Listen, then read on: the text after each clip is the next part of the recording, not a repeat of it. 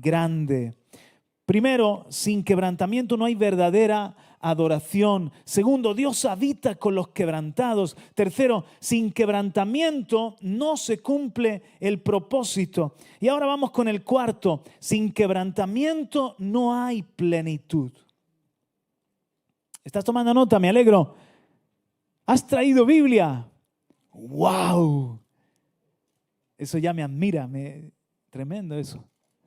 Cristianos que vienen con Biblia, ¿no? Sin quebrantamiento no hay plenitud. Tengo que dar rapidito este punto porque es algo, no sé si incluso en otro momento de desarrollarlo, pero estarás de acuerdo con esto. Para la llenura se necesitan dos cosas, una fuente y un recipiente, ¿verdad? Si yo tengo un vaso aquí y ese vaso es el recipiente y de una fuente lo vamos a llenar, ¿no? De un manantial o de algo que vierte el agua. Para que haya llenura de un vaso se necesita una fuente y un recipiente. Y hay un par de problemas relacionados con la llenura. ¿Cuántos quieren vivir llenos del Espíritu Santo? Y una vida abundante, una vida que estemos completos en él. Hay un par de problemas para la llenura. El primer problema tiene que ver con la fuente y el segundo problema tiene que ver con el recipiente. O sea, muy sencillo. Para que un vaso se llene tiene que haber fuente. Vamos a hablar primero del problema de la fuente. Dice en Jeremías capítulo 2 y versículo 13, la pregunta es en esta mañana, ¿cuál es tu fuente? Jeremías 2:13 dice, porque dos males ha hecho mi pueblo, me han abandonado a mí, fuente de aguas vivas, y han cavado para sí cisternas agrietadas que no retienen el agua. Fijaos que en estos días del desierto, cisternas rotas para ellos tenía más fuerza incluso que hoy porque había escasez de agua.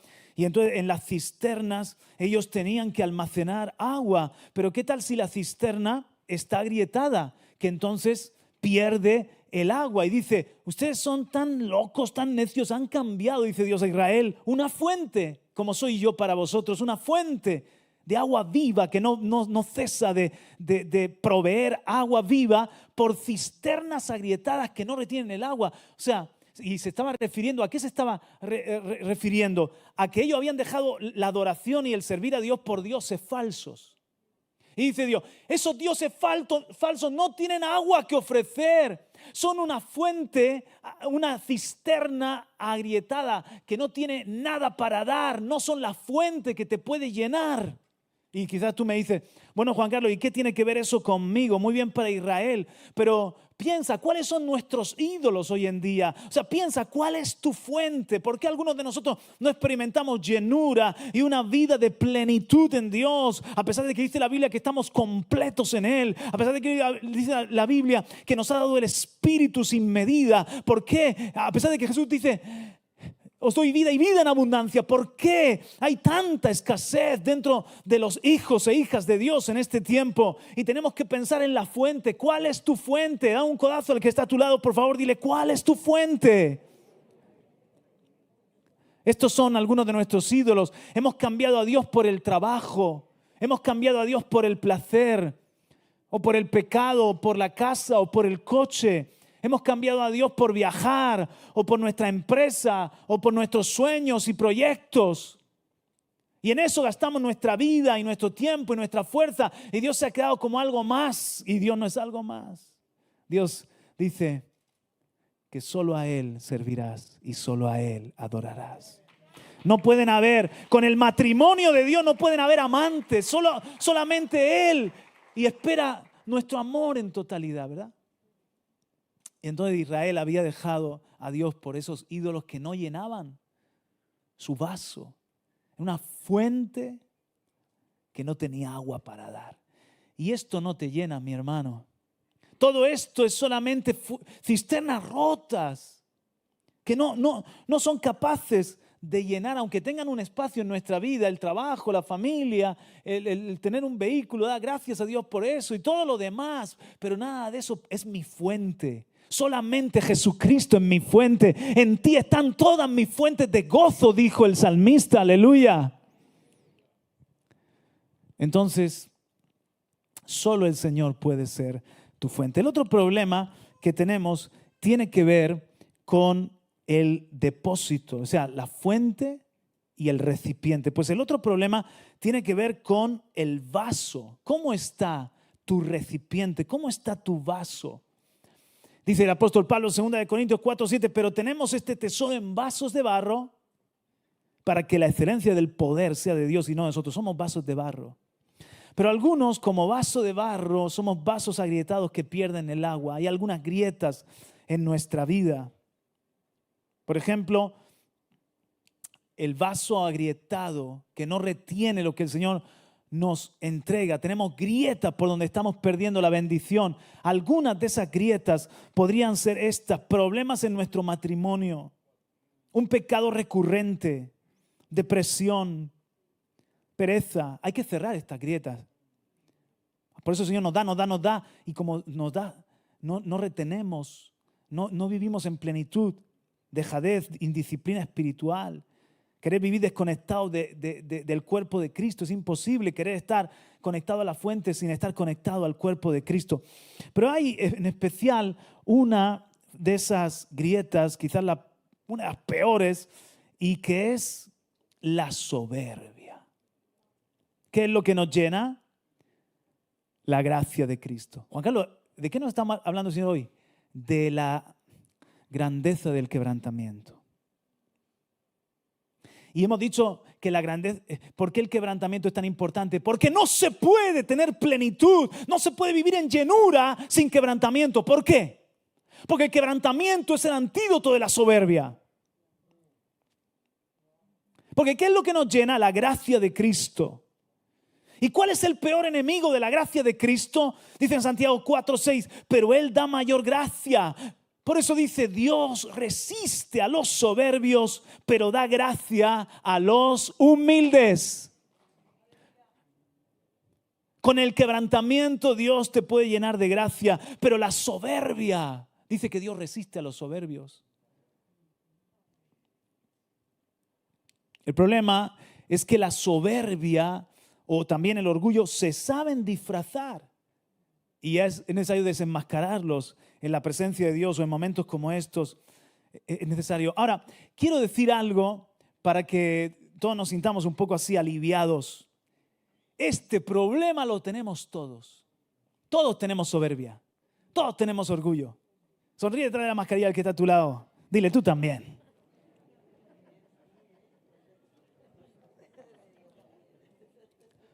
¿Por qué? ¿Por qué, mis hermanos? Dale tu atención a la palabra. ¿Por qué? Porque la carne es orgullosa y soberbia. La carne es, tú tienes la misma carne que el que está a tu lado. Lo que pasa es que en ti se han expuesto unas cosas, ¿verdad? Has dado rienda suelta a algunas historias y ahora luchas con ellas más que otro.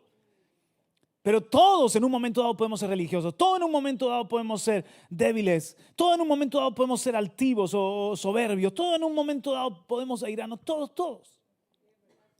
Es un buen punto de partida decir que yo también tengo este problema, ¿no? Dice el Salmo 19:3, guarda también a tu siervo de pecados de soberbia, que no se enseñoreen de mí. Entonces seré íntegro y seré absuelto de gran transgresión. Entonces, el punto es que la soberbia no se enseñoree de mí. O sea, que la soberbia esté quebrantada. Que todo orgullo esté quebrantado. Que no se enseñoree de mi carácter. Así como ninguna cosa de la carne cada día llévala a la cruz del Calvario y allí estrella a tu viejo hombre, a tu vieja mujer contra la cruz, contra ese madero donde Cristo murió. Por eso dijo Pablo, con Cristo estoy juntamente crucificado y ya no vivo yo, sino que Cristo vive en mí. Quebranto el viejo hombre, quebranto el orgullo y la soberbia para que viva Cristo en mí, para que Dios me pueda llenar de su gracia. ¿Cómo puedo saber yo que el orgullo y la soberbia se han enseñoreado de mí? Síntomas, 10. Ahí van. Juzgas severamente a otros y te justificas a ti mismo. No recibes consejo y poco a poco nadie se atreve a corregirte o a amonestarte, porque es embarazoso. Dejas de oír claramente a Dios porque Dios resiste a los soberbios. Se hace un tapón en el oído. Como el orgullo y la soberbia es una inflamación del ego, dice nuestro pastor Radamés, egotitis. Está muy sensible a todo lo que puede tocar tu ego, todo lo que puede amenazar tu yo. Busca reconocimiento, está muy pendiente de lo que te dan, de lo que te hacen, de que te nombren, etc. Comienzas a estancarte espiritualmente y en otras áreas también. Te cuesta crecer y aprender. Hay un gran obstáculo que te impide avanzar. ¿Cuál? Soberbia. Se ha enseñoreado, orgullo, no te has dado cuenta. Te cuesta trabajo ver las cosas desde la perspectiva del otro. Poco a poco piensas que la forma en la que tú ves las cosas, el mundo, es la única correcta. Por lo tanto, te es difícil empatizar y aprender de los demás.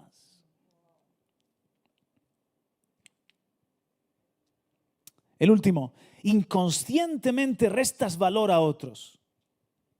Es tu ego lo de más peso, lo más importante. El protagonista de la película eres tú. Por eso no escuchas bien a los demás. No atiendes bien a los demás. Todo es tamizado por tu yo.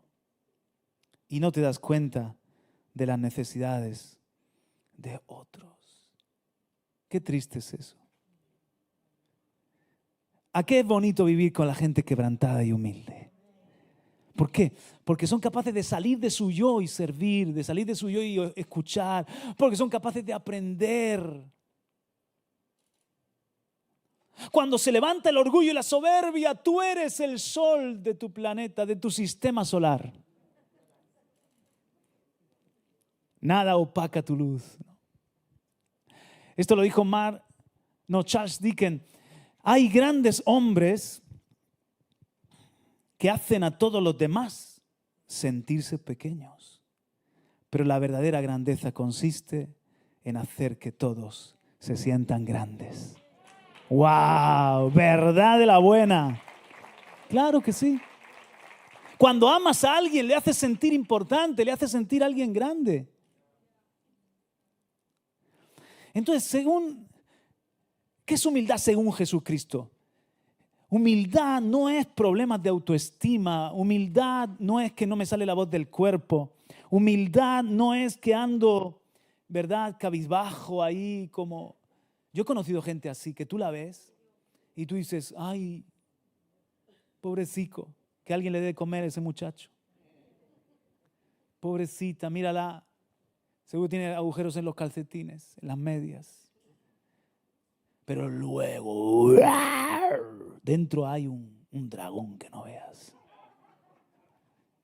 Como salga, con su cola arrastra la tercera parte de... Se lo han disfrazado muy bien. Es algo de apariencia solamente. Entonces, Jesús no tenía problemas de autoestima. Es más, Jesús se puso en pie en el último día de la fiesta y dijo... No, en ese día dijo lo de si alguno tiene sed, venga a mí y beba. Pero en otra ocasión le dijo a sus discípulos, aprended de mí que soy manso y humilde. Imagínate que alguien viene aquí y dice, os vengo a dar una masterclass de humildad. Aprended de mí que soy alguien manso y humilde. Salimos todos, ¿verdad que sí? Y lo último que eres humilde, tío. Entonces parecía demasiado seguro de sí mismo, pero no era apariencia. Lo que pasa es que Jesús sabía quién era. Tenía una estima sana. Sabía quién era y que Él podía decir eso. Nadie más puede decir eso.